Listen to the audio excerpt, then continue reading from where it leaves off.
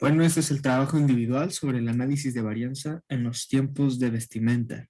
Yo soy el alumno Jorge Axel Cisneros Gutiérrez y estos son los factores que se tomaron.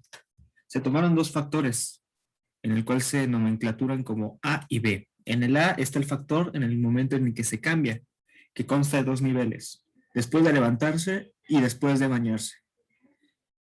En el segundo factor, que es el B, es en la aplicación de 5S, que consta de dos niveles, que es el antes de aplicar 5S y después de aplicar la técnica de 5S.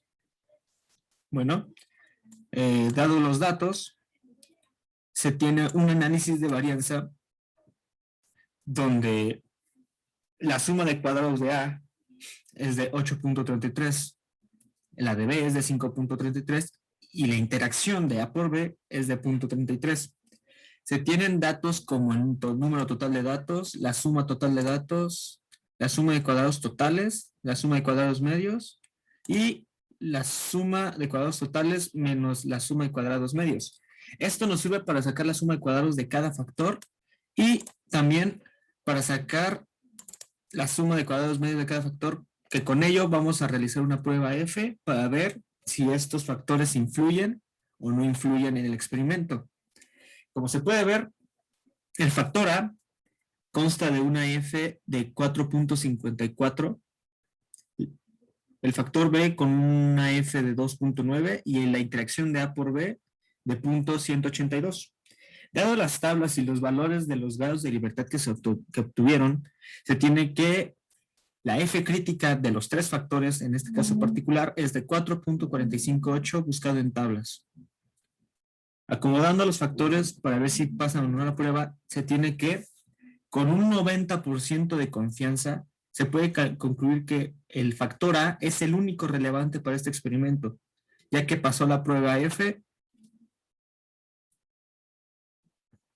y en el tiempo de vestir.